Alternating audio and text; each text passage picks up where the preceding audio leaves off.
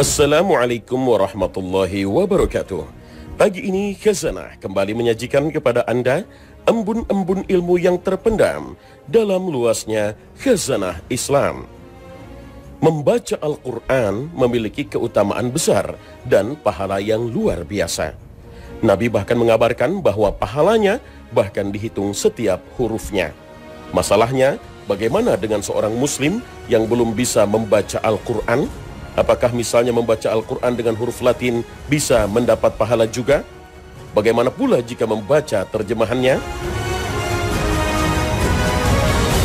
Tidak ada orang yang membaca Al-Quran dengan huruf Latin kecuali dia buta aksara Arab.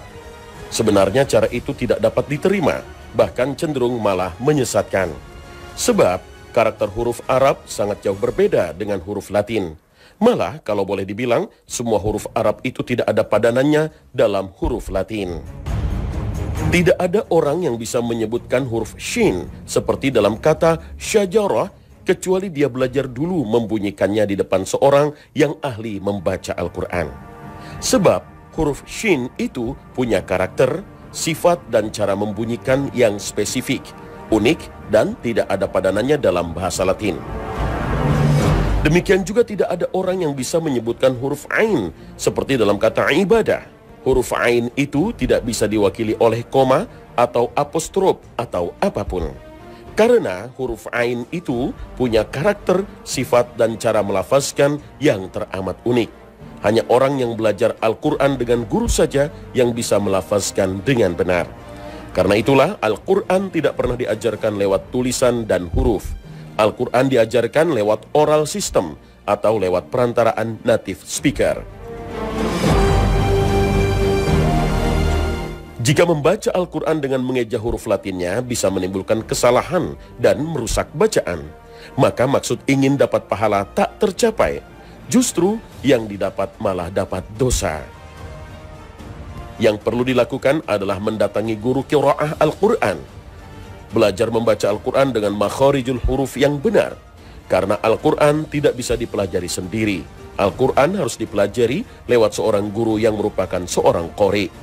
Lalu bagaimana jika membaca terjemahan Al-Quran? Apakah juga mendapatkan pahala seperti membaca Al-Quran? Terjemahan itu beda dengan Al-Quran. Terjemahan sama sekali bukan Al-Quran. Terjemahan adalah sekedar penafsiran para penerjemah tentang apa yang mereka pahami dari ayat Al-Quran. Dan secara hukum, terjemahan itu bukanlah ayat Al-Quran, sehingga kalau dibaca tidak mendatangkan pahala. Terjemahan itu juga bukan mukjizat yang turun kepada Rasulullah SAW. Sama sekali tidak mengandung kekuatan bahasa, keindahan struktur bahasa, dan juga hukum syariah. Terjemahan Al-Quran tidak lebih seperti sandi atau murse yang digunakan dalam keadaan darurat saja. Informasi yang terkandung di dalam terjemahan tentu sangat terbatas dan fungsinya sangat minim. Berbeda dengan teks asli Al-Quran dalam bahasa Arab, teks itu sendiri adalah mukjizat karena asalnya dari Lauhil Mahfuz di langit, turun secara berangsur-angsur selama 23 tahun dengan tidak beraturan awal dan akhirnya. Dibawa oleh malaikat yang paling mulia, yaitu Jibril alaihissalam. Disampaikan kepada Nabi yang paling mulia, Muhammad SAW. Dan ditalkinkan atau dibacakan kepada para sahabat beliau yang umumnya juga langsung menghafalnya. Jangankan membaca Al-Quran, mendengarkan lantunan ayat Al-Quran aslinya itu saja sudah memberikan pahala.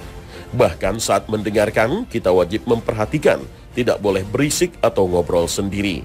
Kalau kita bunyikan dengan mulut kita, maka tiap hurufnya akan diganjar dengan satu kebajikan yang lalu dilipat gandakan menjadi 10 kali lipatnya. Sehingga begitu kita mengucapkan lafaz alif, lam, mim, kita sudah mendapat pahala 30 kali. Itulah Al-Quran jika dibaca dalam bahasa aslinya. Paham atau tidak paham, Al-Quran itu bacaan mukjizat. Apalagi kalau dibaca dan paham, maka tentunya keutamaannya akan berkali lipat. Alangkah disayangkan kalau orang mengaku muslim, lahir dari keluarga muslim, KTP-nya tertulis beragama Islam, tetapi tidak bisa mengucapkan ayat-ayat Al-Quran. Lalu berlari kepada terjemahan dengan alasan bahwa berpegang kepada Al-Quran itu kan yang penting paham, bukan bagaimana membaca. Sebenarnya, belajar membaca dan melafazkan Al-Quran itu sangat mudah. Sebab Allah Subhanahu wa Ta'ala sendiri yang menjamin bahwa Al-Quran itu mudah dipelajari oleh semua orang Muslim, siapapun dia, suku apapun dia. Allah Subhanahu wa Ta'ala berfirman, "Dan sesungguhnya telah kami mudahkan Al-Quran untuk pelajaran, maka adakah orang yang mengambil pelajaran?" Al-Quran Surah Al-Qamar ayat 17.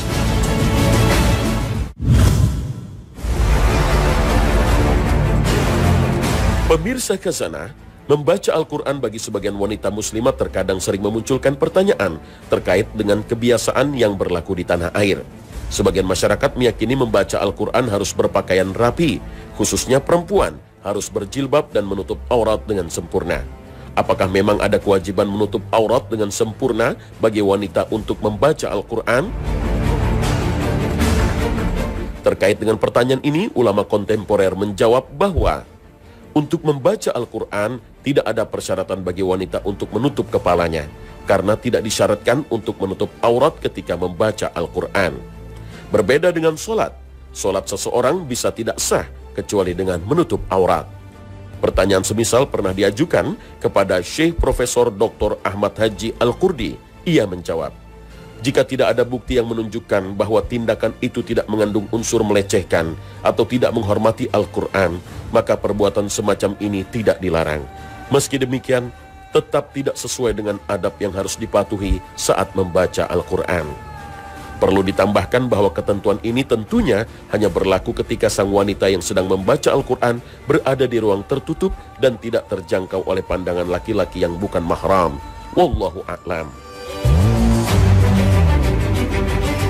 Perlu diperhatikan, orang yang membaca Al-Quran seolah sedang bermunajat atau berbisik-bisik dengan Allah. Oleh karena itu, perlu memperhatikan tata krama, yaitu memasang niat ikhlas, mengharapkan ridho Allah, bukan untuk mencari dunia atau cari pujian. Mulut sebagai organ utama untuk membaca juga harus bersih. Badan dan pakaian juga harus suci, badan suci dari hadath dan najis, sedang pakaian suci dari najis. Selain tubuh yang suci, tempat untuk membaca Al-Quran juga harus yang bersih. Oleh karena itu, para ulama sangat menganjurkan membaca Al-Quran di masjid. Selama membaca Al-Quran, juga dianjurkan menghadap kiblat dan duduk dalam keadaan sakinah dan penuh ketenangan. Selama membaca Al-Quran, seseorang juga harus khusyuk dan berusaha untuk merenungkan setiap ayat yang dibaca. Allah Subhanahu wa Ta'ala berfirman, "Maka apakah mereka tidak memperhatikan Al-Quran, ataukah hati mereka terkunci?" Al-Quran Surah Muhammad ayat 24. Ini adalah sebuah kitab yang kami turunkan kepadamu penuh dengan berkah, supaya mereka memperhatikan ayat-ayatnya dan supaya mendapat pelajaran orang-orang yang mempunyai pikiran. Al-Quran Surah Shad ayat 29. Imam Nawawi rahimahullah menuturkan, dulu sekelompok ulama membaca satu ayat saja sampai semalam suntuk. Ayat itu dibaca dan direnungi, lalu terus diulang-ulang hingga pagi hari. Saking dalamnya meresapi kandungan ayat, ada yang sampai pingsan, bahkan ada yang meninggal dunia. Imam Nawawi menceritakan seorang ulama terkemuka di kalangan tabi'in pernah menjadi imam sholat subuh. Saat membaca surat hingga sampai pada ayat, "Apabila ditiup sangkakala, maka waktu itu adalah waktu datangnya hari yang sulit." Al-Quran Surah Al-Mudaththir ayat 8 dan 9. Saking meresapi kandungan ayat ini, tiba-tiba ia tersungkur lantas meninggal dunia.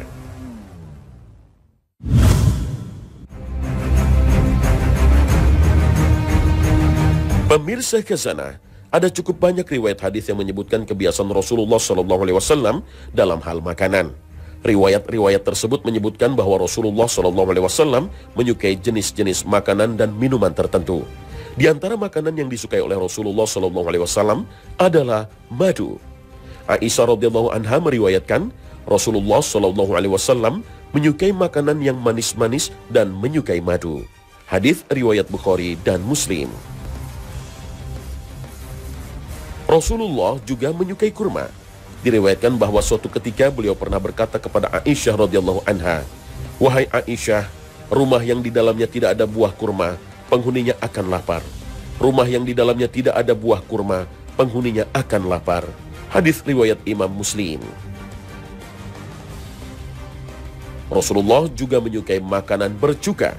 Dalam hadis yang juga bersumber dari Aisyah radhiyallahu anha, Rasulullah shallallahu alaihi wasallam bersabda, lauk pauk yang paling baik adalah cuka. Hadis riwayat Muslim. Dan masih banyak lagi hadis-hadis lain yang menyebutkan makanan-makanan tertentu yang disukai oleh Rasulullah SAW daripada yang lain, seperti keju, daging bagian punggung, daging burung, daging kambing bakar, buah dan minyak zaitun, bubur daging, bubur roti, dan lain sebagainya. Apakah dengan demikian jika kita mengkonsumsi makanan-makanan yang disukai Nabi itu, berarti kita telah mengamalkan sunnah Nabi? Riwayat-riwayat hadis soal makanan yang disukai Nabi tidak harus dipahami secara apa adanya. Perlu pula diperhatikan latar belakang keluarnya ucapan Rasulullah yang mengisyaratkan bahwa makanan tertentu lebih baik daripada jenis makanan yang lain. Misalnya, hadis Nabi yang menyebutkan bahwa sebaik-baik lauk pauk adalah cuka. Apakah berarti makanan bercuka itu sunnah Nabi? Dalam riwayat yang bersumber dari Jabir bin Abdullah radhiyallahu anhu disebutkan bahwa sebelum Nabi mengucapkan kata-kata itu, beliau terlebih dahulu bertanya kepada istri-istrinya tentang makanan apa yang tersedia di rumah.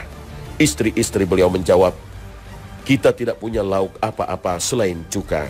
Mendengar jawaban istri-istrinya itu, Rasulullah SAW kemudian bersabda, sebaik-baik lauk pauk adalah cuka. Dari situ agaknya ucapan beliau itu lebih dimaksudkan untuk menjaga perasaan istri-istri beliau, karena di rumah tidak tersedia lauk apa-apa selain cuka. Dan Rasulullah memang seorang sosok suami yang sangat pandai menjaga dan tidak ingin menyinggung perasaan istri-istrinya.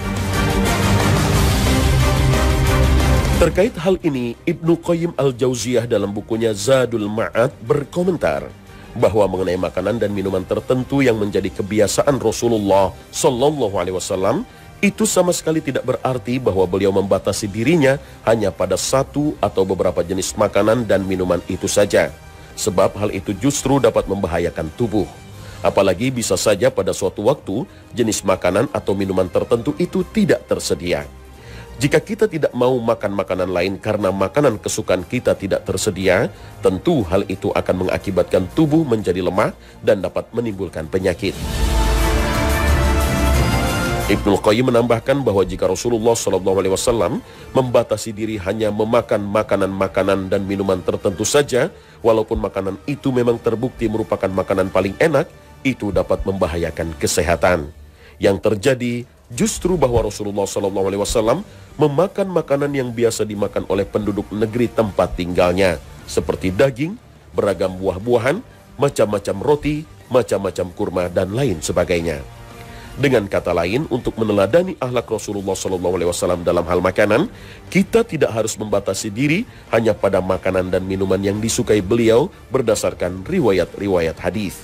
Bahwa jika kita suka meminum madu pada pagi hari dengan niat meneladani kebiasaan Rasulullah Sallallahu Alaihi Wasallam, tentu saja kita akan memperoleh pahala dan kita telah mengikuti sunnah beliau. Tetapi itu juga tidak berarti bahwa orang lain yang tidak minum madu pada pagi hari karena satu dan lain hal adalah orang-orang yang tidak mengikuti sunnah. Sama sekali tidak demikian. Jika kita menyukai makanan bercuka seperti acar dan sebagainya dengan niat meneladani kebiasaan Rasulullah, insya Allah kita telah berpahala dan telah mengikuti sunnah Rasulullah. Tetapi itu tidak berarti bahwa orang lain yang tidak menyukai makanan bercuka tidak mengikuti sunnah Rasul.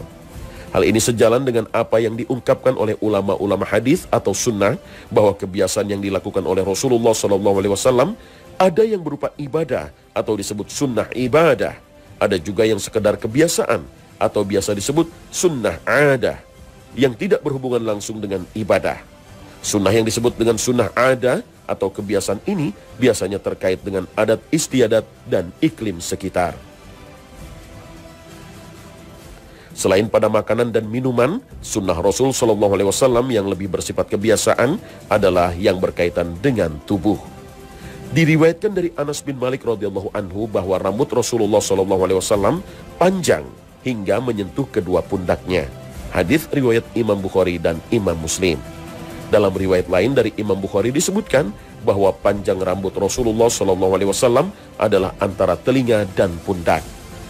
Laki-laki yang memanjangkan rambutnya hingga sebahu tidak berarti lebih mengikuti sunnah daripada laki-laki yang memendekkan rambutnya, karena hal-hal seperti itu lebih merupakan kebiasaan atau sunnah ada, bukan sunnah ibadah. Wallahu a'lam.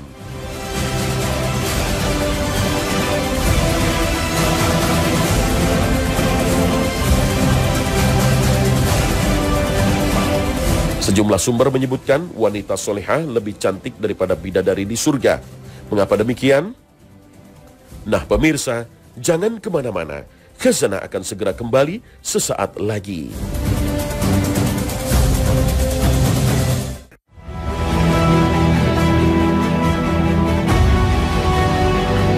Pemirsa Khazanah, kita tentu tak asing lagi dengan bidadari surga. Wanita yang dilukiskan Al-Quran dan hadis Nabi sebagai makhluk wanita yang sangat sempurna.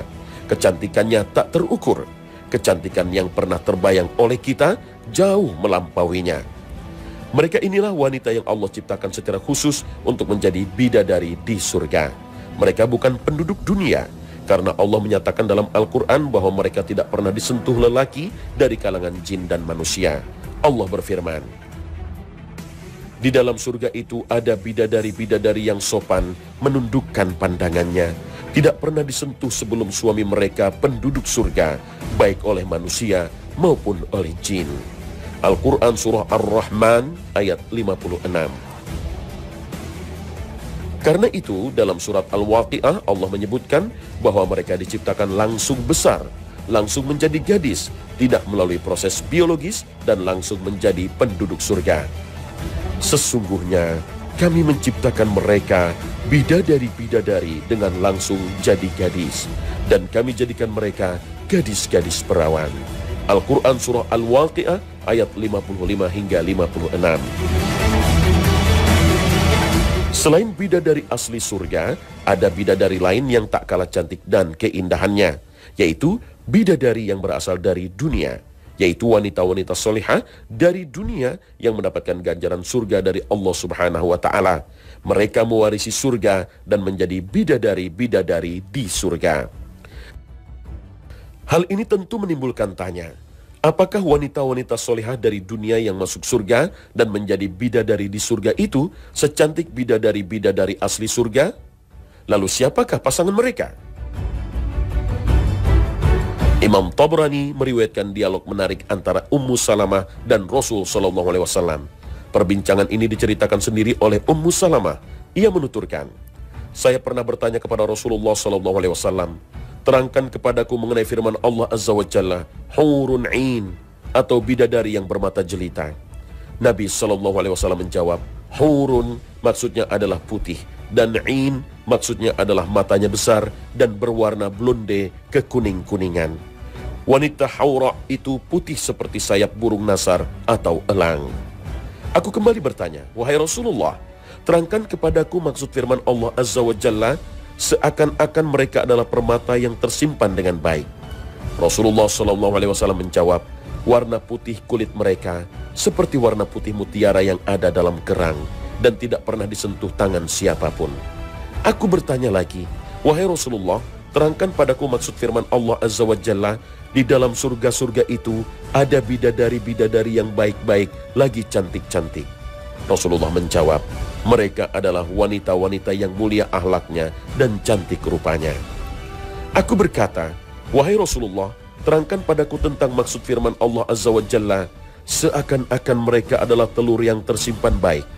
Rasulullah SAW menjawab, kelembutan dan ketipisan kulit mereka mirip kelembutan dan ketipisan kulit yang engkau lihat pada kulit dalam telur. Aku bertanya, wahai Rasulullah, terangkanlah padaku tentang maksud firman Allah Azza wa Jalla, uruban atroban. Rasulullah SAW menjawab, mereka adalah wanita-wanita yang tertahan di dunia dalam keadaan tua renta, penglihatannya kabur dan kotor bulu alisnya. Setelah itu Allah menciptakan mereka dalam keadaan perawan-perawan muda. Uruban berarti selalu rindu dan cinta kepada suaminya. Atroban berarti sepantaran. Aku berkata, wahai Rasulullah, manakah yang lebih baik antara wanita-wanita dunia dan bidadari-bidadari yang bermata jelita? Rasul menjawab, wanita-wanita dunia lebih baik ketimbang bidadari-bidadari bermata jelita, sebagaimana bagian luar itu lebih baik daripada bagian dalam. Aku bertanya, wahai Rasulullah, apa yang menyebabkan wanita-wanita dunia lebih baik ketimbang bidadari-bidadari yang bermata jelita? Rasulullah SAW menjawab, yang membuat wanita-wanita dunia lebih baik ketimbang bidadari-bidadari yang bermata jelita adalah solatnya, puasanya, dan ibadahnya kepada Allah Ta'ala. Allah memberikan cahaya yang bersinar pada raut muka mereka dan mengenakan pakaian sutra pada badan mereka. Warna kulit mereka putih, pakaian mereka berwarna hijau, perhiasan mereka berwarna kuning, pedupaan mereka adalah mutiara, sisir mereka adalah emas. Mereka berkata, kami hidup terus dan tidak mati. Kami senang selama-lamanya dan tidak menderita lagi. Kami berada di surga ini selama-lamanya dan tidak pindah daripadanya. Kami selalu ridha dan tidak cemberut selama-lamanya. Berbahagialah bagi siapa saja yang memiliki kami, dan ia menjadi milik kami. Aku bertanya, wahai Rasulullah, ada di antara wanita dari kalangan kami yang menikah 2 atau 3 kali. Jika ia meninggal dunia kemudian masuk surga, termasuk suami-suaminya, maka siapa yang menjadi suaminya di surga? Rasulullah SAW menjawab, wahai Ummu Salamah, ia diberi kebebasan memilih mana di antara suaminya yang paling baik akhlaknya. Ummu Salamah kemudian berdoa, ya Rabbi, jika suamiku yang ini adalah yang paling tampan di dunia, maka nikahkanlah aku dengannya. Rasul bersabda, wahai Ummu Salamah, ketampanan wajah musnah dengan kebaikan dunia dan akhirat. Meski sebagian ulama menilai hadis ini lemah, hanya saja banyak ulama yang mengatakan bahwa bidadari asal dunia, para wanita mukminah Bani Adam, lebih indah dibandingkan bidadari asli surga.